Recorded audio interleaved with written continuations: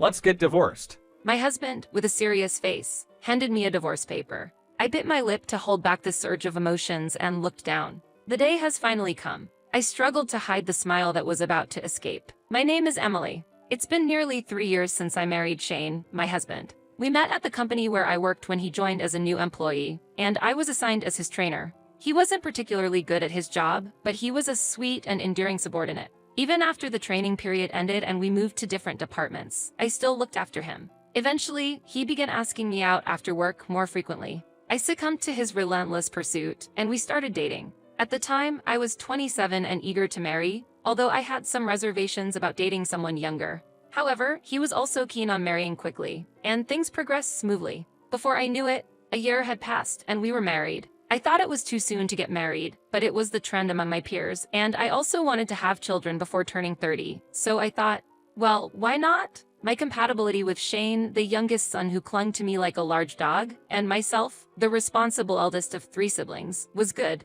I believed we could build a happy home. That's why I changed jobs to one with better benefits and regular hours, so I could be ready to have children anytime. Time passed, and we were no longer the newlyweds. I am about to turn 31, but we don't have children yet, because I regret marrying him. A child would only be a hindrance in case of divorce. I'm home. When my husband returned from work at night, he'd strip down from his socks to his shirt at the entrance and head straight to the living room, his bag thrown aside. Come on, wash your hands when you get home. Put your stuff away before you come in. But it's hot. My husband, down to his underwear, lowered the air conditioning to a chill and sat in front of the fan, looking content. Knowing it was pointless to argue, I laid out the finished meal on the table, collected the shed clothes at the entrance, and returned to the living room to find him already eating alone. We promised to eat together, didn't we? But it smelled so good. I sighed but joined him at the dining table, where he was happily stuffing his face with fried chicken. After dinner, he wouldn't clean up but took a bath, and then started playing video games until late into the night. Of course, I'm the one who has to wake him up in the morning, and he hardly ever gets up on time. He's like a grade school kid. No, actually, a grade schooler might be more capable. My husband was more childish than I had ever anticipated. At work, it wasn't a problem that he wasn't good at his job because he was serious and would always consult and listen about things he didn't understand. But at home, he wouldn't ask anything or try to do anything. He just relaxed as if freed from work, always depending on me. His way of depending was not so much on a wife, but more like that on a mother. What I once found cute while dating now just gives me a headache every day, having turned into something negative since marriage. How did I not notice this when we were dating, I wonder? Though it might seem obvious to others. How was I to know he would be a man who did nothing at all? Anyway, I couldn't even think about having children with a husband who was less capable than a child. But his mother. My mother-in-law didn't seem to think so. Still no children. Every weekend, holding her son's favorite snacks, my mother-in-law would come to visit. I'm sorry. I've been busy with work. You can't afford to be so leisurely about this. You're at a good age now. You should quit your job and try harder. I do want children if possible. I almost let slip my true feelings, that it's impossible to think about child rearing with your son. But I didn't want to stoop to that level, so I held back my words. That's why I wanted a younger bride. I understand. Father-in-law and your 2 daughters celebrated with us, but you were the only one who glared at me. Mom, she's doing her best. Oh, you're too kind. Look, get rid of this unappetizing, vegetable-heavy meal, and let's order your favorite pizza today, shall we? Awesome. Mom's going to order pizza. My malicious mother-in-law and my husband, who doesn't think anything's wrong and is just happy. That's how my husband ended up the way he is, spoiled by his mother. His mother doted on her only son, spoiling him constantly, and as a result, he was raised to be spoiled. It seems that in doing so, her husband and daughters were neglected. The thought of having a son with my husband and the way my mother-in-law would surely snatch him away and spoil him fills me with dread. This is also one of the reasons I don't want children. To be honest, I want a divorce. But citing not wanting to take care of my husband as a reason for divorce might make me seem irresponsible and selfish, and I might end up having to pay alimony. I secretly wish he would have an affair so that I could have a clear reason, but that's not happening. He says he truly loves me. You might think that sounds like happiness, but just because you love someone doesn't mean you can do anything. Besides, I think he's just too comfortable with the home I maintain, and it's simply too much trouble for him to go elsewhere. However, I don't utterly despise my husband, nor do I want to hurt him, which is why it's been hard to find the right moment to bring up divorce. Unable to see a hopeful future with my husband, my dissatisfaction and stress have been piling up. My patience is on the verge of exploding. Hey, do I really have to attend your dad's 60th birthday celebration? One evening, after dinner, as my husband fiddled with his smartphone on the sofa, he asked me in a wheedling tone, "Why? You said you'd be there, didn't you?" I've just been so tired from work lately. I get that you're tired, but your sister and her husband, as well as your brother, are coming from far away. And I attended your mom's 60th birthday last year, remember? I know, but Sensing his true reason, I couldn't help but ask, is there an event for that smartphone game or something? yes, that's exactly it. If I participate in this event, I can get a rare item. His face lit up instantly, and he began to excitedly explain how important this event was. I don't know much about games, but can he really be considering canceling on my father's celebration for that? The sheer insensitivity made my voice tremble with anger. Which is more important to you? The game or my dad's 60th birthday? We received so much help when we got married, and that big TV you always watch was a housewarming gift from my dad. No, I mean, that's... For once, not letting things slide and showing my true anger seemed to take them by surprise. He scurried off to the bath and appeared to go to sleep quickly. Maybe he realized his insensitivity and felt remorse. That's what I secretly hoped, but I was mistaken. You're trying to drag my tired son to your parents' house against his will. Don't be so selfish and stop making such a fuss. The next day, I received a furious call from my mother-in-law. While she shrieked at me, I could feel any affection for my husband dwindling away. It's no use. I want to end this. No, I will end this. Raising children has an end, but raising a husband seems endless. Besides, any attempt to better him is thwarted by his mother. The thought of spending my life tending to this man sends shivers down my spine. I can't dedicate any more of my life to such a man. I need to be free. And with that resolve, an angelic devil appeared before me. Do you remember Lisa? She joined the company 2 years after me. She's just been transferred to my department. It was unusual for my husband, who normally only talked about games, to bring up work. Lisa, how could I not remember her? She was practically a celebrity in our workplace, known for her beauty and cleverness. While harboring feelings for her junior colleague, a realization struck me. That's it. I'll get Lisa to help me. Suddenly, there was light in the darkness. A light at the end of the tunnel that had been invisible before began to shine through.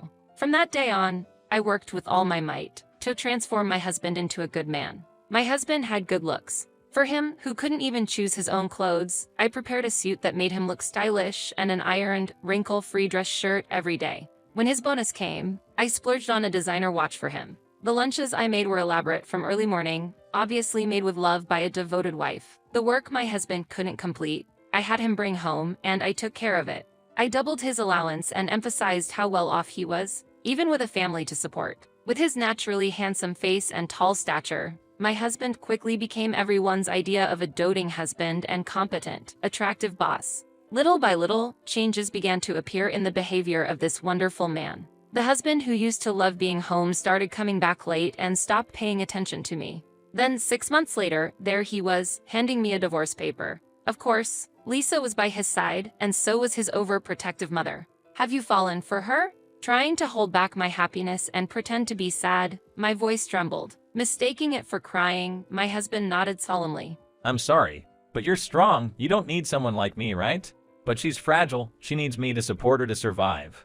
The way he spoke of his love for her was so foolish I almost burst out laughing. To think Lisa could turn such a spoiled husband into a knight in shining armor, impressive. And there she was, looking at me with teary, apologetic eyes. I'm sorry for hurting you, but please forgive me. I found true love. Then, my mother-in-law chimed in. You don't need to apologize to such a failure of a wife. We welcome a young and beautiful girl into our family with open arms. So, we want you to divorce.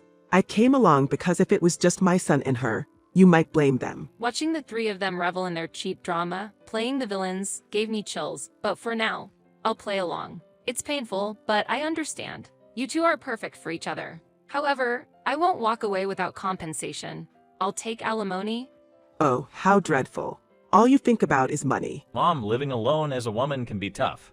I intended to provide alimony all along. And of course, I'll take care of Lisa.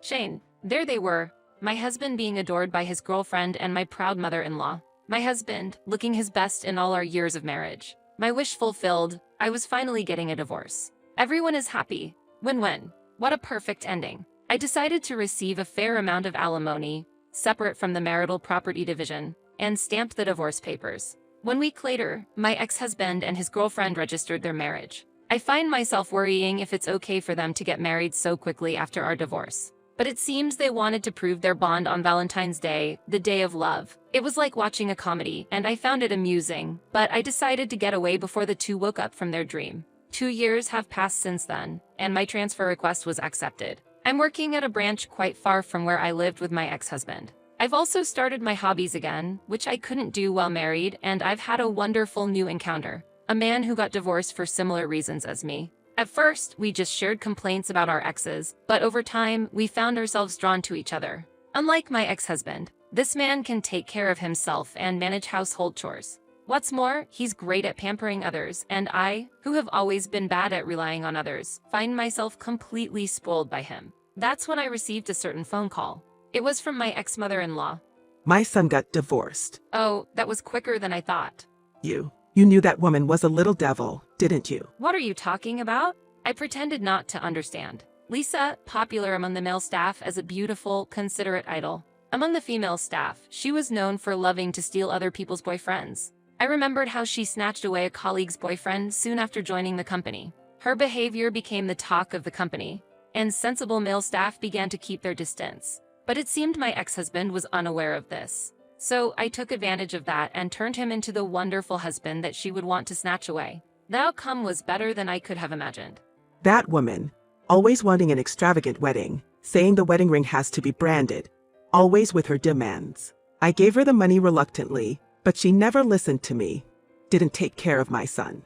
And to top it all off, she cheated. That must have been tough for you. My ex-mother-in-law called to tell me about her bad deeds, but I knew all about it. I had heard various stories from her senior, who was my former colleague. I hadn't told anyone the cause of my divorce, but when people heard that my ex-husband remarried just a week after our divorce, they figured it out without me saying anything. Sensible people started distancing themselves from my ex-husband and her. The company wouldn't trust important tasks to such disloyal and thoughtless individuals. Inside the company, the two of them must have felt quite uncomfortable. Their happy marriage life lasted only the first month. My ex-husband, who got carried away being relied on for the first time, was apparently exhausted by his incredibly demanding girlfriend. The facade of my ex-husband's good looks wore off, his childlike sloppiness came to the forefront, and she must have been surprised. A man who couldn't do anything without his wife, who had no plan other than spending money on games. A foolish man. And that malicious woman. The husband would be munching on snacks while playing games in a filthy room, and the wife would be out playing with men, not returning home until the morning of the next day.